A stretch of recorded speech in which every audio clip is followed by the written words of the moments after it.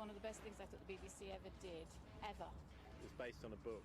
It was on television in the 70s or 80s. And Good morning and welcome to the show. My name is David Lincoln and we are coming into another Monday morning. Thanks and welcome back to the show. As we can see on the screen next to me or behind me here, we have a term structure which is looking still quite healthy, even in the wake of a down move in the market overnight. We are showing still contango above 10%. And really a term structure that doesn't seem to be concerned or befuddled with the down move in the market. And if we look at the last, well, that's a chart that really doesn't reflect any sort of down move in the market if we back things up by a few weeks. So really not a whole lot of damage done to this chart in the long term. However, in the short term, we can see a little sell-off here coming into... well, really down last week, and then continuation of that as we come into this week. And let's go to let's check out this chart here. So this is us coming into last night and coming into Monday, and we can see down move in the market. However, GME, which I have been trading lately, up $6. Now, I was, last time I reported to you and came online, we were right here in the chart. GME was right around 41 and change, and I had just covered my short, and immediately after I covered my short, of course, it dropped $2, which is the way things tend to happen in the market. You can't always catch the whole move, and you find, sometimes you find yourself deeply frustrated by the points you pick to cover a short, but that's just kind of the way things are. However, since then, so I was feeling kind of dumb having covered around 41 and change on the last session because we were all immediately down around 39. However, by the end of the session, I was happy that I had covered because right after the close, we rallied back up above 42. And seeing that we are way up above 46 now, in GME, I am considering actually just re-entering the short again and looking to catch another leg down. If you've got a product that's moving around as much as this one is, there can be opportunities to make money on both sides of the trade if you just wait a few minutes. However, right now I do have no positions on other than a position in RIOT. Now, this is going to be a very amateur analysis of this, so once again, don't do what I do. The point is to just see how another trader does things, and maybe that will give you some ideas on execution and whatnot, but very amateurish assessment of this particular issue. However, what I did do was looking at this and knowing that RIOT is a mining company for Bitcoin, I kind of and knowing that people seem to be really sheep-like as traders lately, right? They just rush into anything, and it appeared to me that people had rushed into RIOT just knowing that this was had anything to do with Bitcoin, and Bitcoin was up, so they just buy RIOT as well.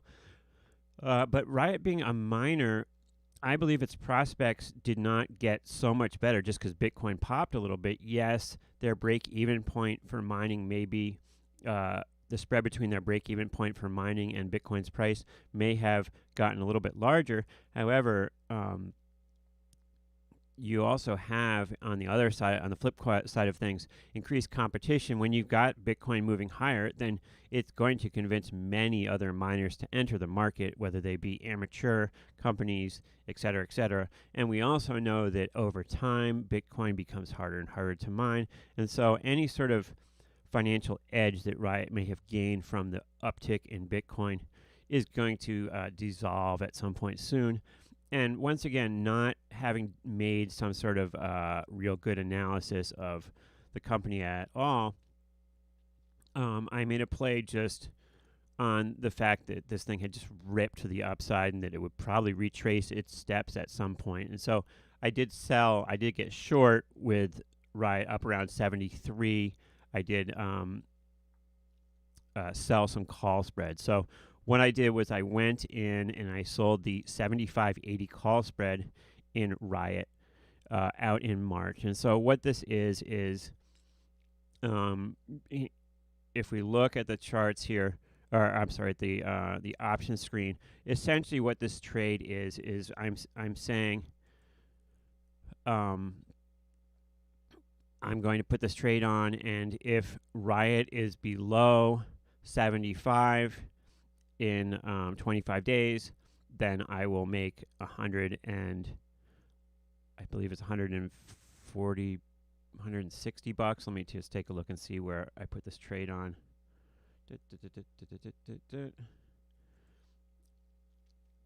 So I sold RIOT.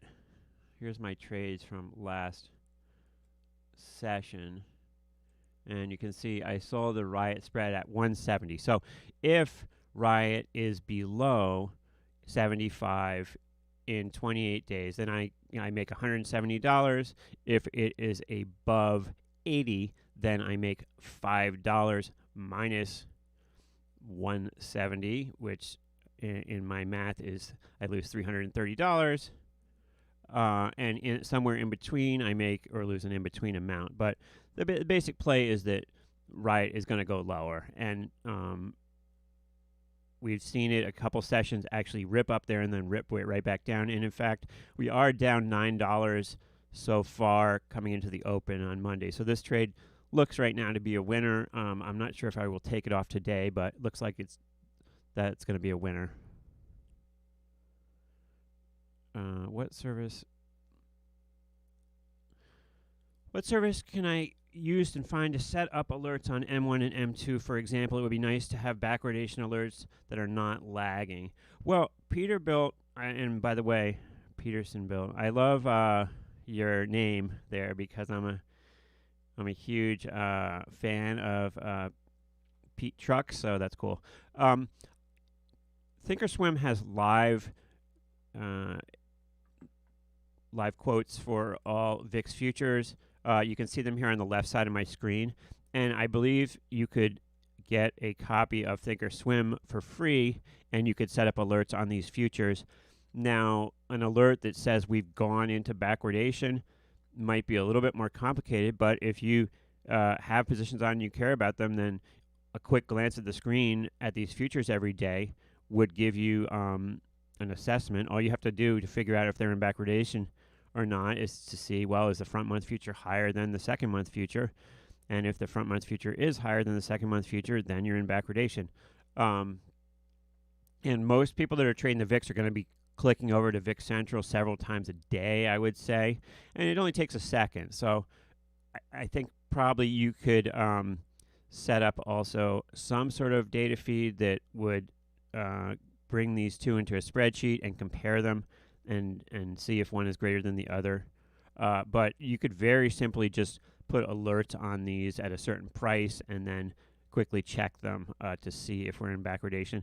Now, it's not necessarily, I'm not sure if you would necessarily want to make a move as soon as you hit backwardation. However, I do know several traders of the VIX products who do that, who if we enter backwardation, then that triggers something for them, whether it be looking at other indicators as well to exit a position, or whether it means, okay, once we enter in backwardation, what I'm going to do is I'm going to buy a couple out of the money calls so that if the situation gets quote unquote worse, I'm covered, that sort of thing. But yeah, the VIX Central feed is a little bit delayed, but not a whole lot delayed, and I don't think it matters that within 15 minutes. I don't think matters that much to most people. But yes, you could get Thinkorswim, and then there are it's a pretty powerful program, and I believe you can download these you can get access to their data feed through the program and manipulate this data to give you alerts. All right, so back to RIOT for a second. So anyway, so I have a small short on in RIOT, which appears to be working out today, and then GME looking to re-enter a short here if we're still up after the open. And you know, I'm a little bit all over the place as a trader at times, but that's just kind of the way I am, and I want you guys to see, I want you guys to have an authentic view of what I'm doing. So, I shifted gears away from the VIX a little bit.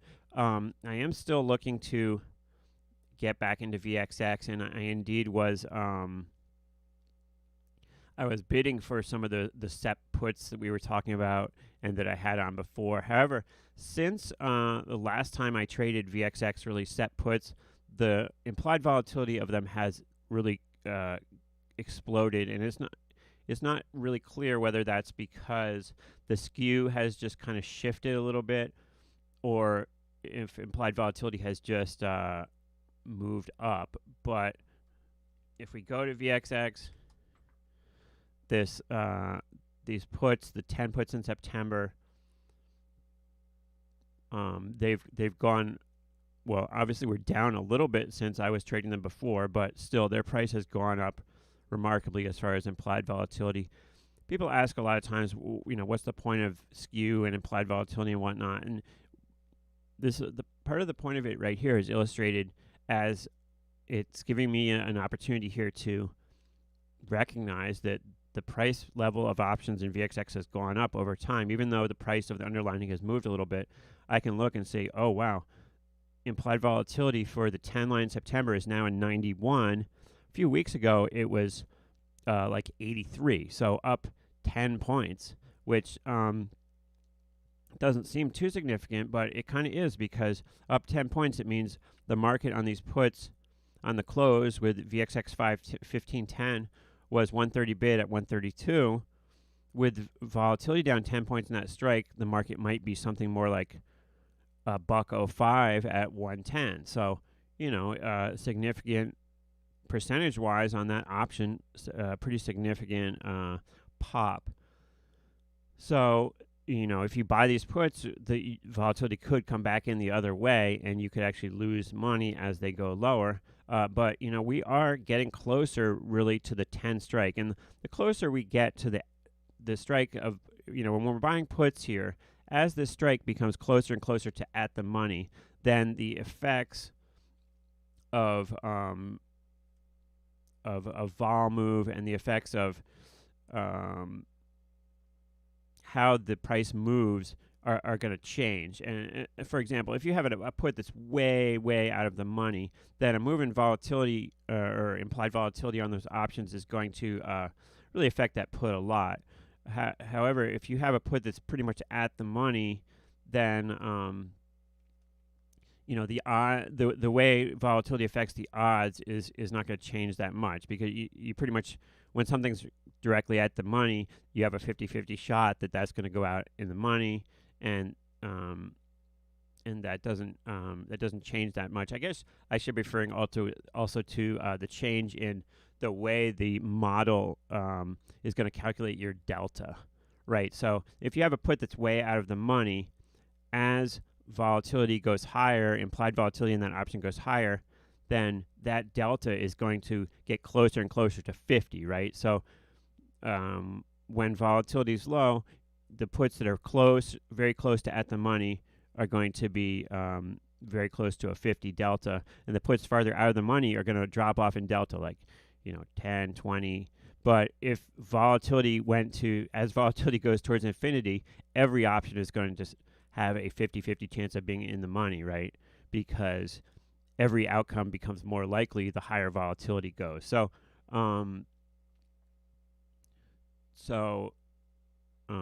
you want to kind of be aware as to how the model is calculating your Greeks based on the position you have, right?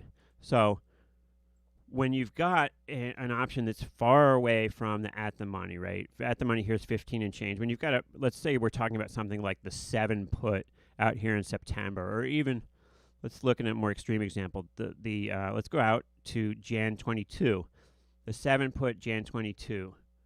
All right, this model here is assigning this an 8 delta, right? 8% chance of finishing in the money. Now, how do you hedge this option? Because these 8 deltas is something that we call a soft delta, right? Because it could move around based on volatility a whole lot, right? a deep in the money put, like with VXX 1530, if we're looking at the 50 put, that put is going to operate very much like the underlying, and there's a very high, almost 100% chance that this put is going to be in the money, and thus these way high strike puts are going to operate a lot like stock, and you can pretty much treat them like the underlying. However, when you've got way out of the money puts, we would call these soft deltas. The way in the money puts we call hard deltas, and hard deltas are much easier to deal with than soft deltas, because soft deltas can move around based on the ebb and flow of implied volatility. So we want to keep that in mind and be very careful about the way we treat way out of the money puts and how we hedge them. Anybody who's been trading for a little while will have been in a situation where like an underlying goes your way, but the out of the money options don't operate the way you think they're going to. Many equity traders will have a situation where they have their long out of the money calls and the stock goes up, but the out of the money calls go down because as a stock rallies, vol tends to come in. So how we treat out of the money options can be an art and something that takes experience to really deal with. Certainly, if we were to buy a bunch of out of the money calls in a stock, we would not want to hedge those necessarily with the delta that our model gives us, because if a stock sort of creeps up, if you buy out of the money calls and you sell stock against them, selling or buying a stock or an underlying is the ultimate hard delta. That's for sure delta, because it's the underlying. So if you were to buy some out of the money calls and sell stock against them, if the stock slowly creeps up, the calls might do nothing, but certainly as the stock creeps up, you're going to lose money on that short stock you have. That's guaranteed. So how we deal with out of the money options, whether they be calls or puts, is crucial to making or losing money, and thus is crucial to my assessment of these set puts as I consider whether I want to buy them at these higher prices up here.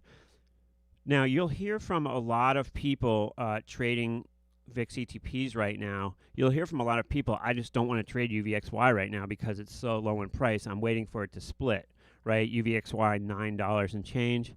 And also to a lesser extent, but also VXX, $15. There's just not as much opportunity when these products are at such lower prices. If you've got a VXX that's 50-60, UVXY that's 50-60, it's going to swing around more, and the distance between strikes is wider. It strikes me as strange how there's a strike. Every dollar has a strike in a lot of these options series now. It didn't used to be like that. You'd have strikes like $5 wide, whatnot. And to be able to price accurately and with enough width to be accurate, a strike at every dollar is pretty difficult. And these markets are very tight when you think about how they're making a market on every single dollar from 15 up to 50. They're providing more liquidity than there actually maybe is out there. And so this is definitely, when you've got strikes at every dollar, this is definitely sort of a buyer's market in that the liquidity is tighter than it really should be. And so take advantage of that. Bid mid-market and see if you can get coax trades out of people. The stuff really should be wider, and in a lot of cases they will widen it out quite quickly. You're going to see, like, if we look at the money strike right now, obviously markets are closed, but stuff's like 30 cents wide, and the liquidity kind of ebbs and flows. UVXY has been notoriously difficult to trade because stuff is so wide. Now, with the price of UVXY lower now, markets are a little bit tighter. However, it's not real fun to trade it when it gets to such low prices, because you just don't have the options premiums to make when it's so thin. So like many people who trade UVXY, I'm kind of laying off, waiting for this thing to split before I jump back in. Now, once it splits, obviously the liquidity is going to be kind of thin, and the markets will be wider than they are now. So it's sort of a trade-off, but I'm looking forward to both UVXY and VXX splitting before I'm really jumping into those too much more. That's kind of why I've diverged out to some of these equities right now to trade. I really believe with GME, this whole stonks crowd, the people who call stock stonks, and I mean, if you go on StockTwits and just look at the chat for a few minutes, you see people just saying ridiculous stuff, and it's like this whole us versus them. You know, coming from the trading floor, this whole us versus them thing makes me scratch my head, as if like you know, the people who are long a particular issue are against the people that are short, and you're in a fight with these people somehow personally. You know, having a different position than somebody doesn't mean that you're like philosophically at odds with them or something. In a large sense, you know, you can still be friends with somebody who has a different position than you, and some people have, you know, put forward this idea that like almost that like it's patriotic to be long these things, and being long a stock, even if it's going down, is like sticking it to the hedgies or something like that. I was just reading some of these posts about AMC, people saying, I don't care what happens, I'm still going to stay long these things. And, you know, these ideas of not caring what happens and you're still going to stay long, that's like directly the opposite of how you should be as a trader. You should be willing to reassess your position at any moment and get out. There's no pride in bailing. In fact, if your pride is keeping you from getting out of a losing position, then you need to kind of check yourself, because you know, we're here to make money, not to like prove anything about or quote unquote stick it to the hedgies. And I think people kind of went way off the deep end with this whole GME thing. And I'm trying to take advantage of that now by selling into some of these pops. I think GME is going to go back to kind of where it was, and it may trade at a little bit of a premium to where it was for a while, just because there's so many retail people out here who are like true believers and HODL believers. But I believe it's destined to go back, you know, to basically way back down. And so, and I'm really confused with Bitcoin. Now, I don't trade Bitcoin. I've been approached by many people suggesting that I jump into Bitcoin, and obviously many respectable traders and firms have come out and saying they're getting positions in Bitcoin. But I guess Bitcoin is just like the dollar in that it has value because people perceive it to have value, and that's the only reason it has value, because, you know, the dollar isn't based on gold anymore, and it's not really based on anything other than people's belief, which is kind of the same as Bitcoin. But certainly if I'd listened to people and got long Bitcoin, I would have made a lot of money. And so, you know, who am I to say that they're wrong and I'm right? Because as it's turned out so far, you know, people long Bitcoin have made money, and I've been on the sidelines. However, I continue to not understand it, and thus I won't be jumping in right now. And I just think it's a fascinating subject to check out, but I don't really understand it, so I'm still laying off of Bitcoin. However, I am still playing this GME thing, and we'll see how that goes from there. All right, I've talked enough right now. I'm going to let you go as we approach the trading session. Thanks so much for checking in. Let's check in with let's check in with the chat for a second. I love Peter Thiel. Peter Thiel made some serious money last year. He was reportedly made a ton last year in the hedgies. So you gotta give respect to somebody who makes a ton of money. It's kind of like Jim Cramer. As much as people dislike Jim Cramer, he's done really well for himself, and you have to kind of respect that. Do I short Lulu? I'm not trading Lulu right now. I did trade Lulu last year, not very successfully. That's kind of where we are. And I'm going to let you go now. Thanks so much for watching. We will see you in 2 days for the next Short Vol Show live. Have a great trading session, folks, and thanks for watching.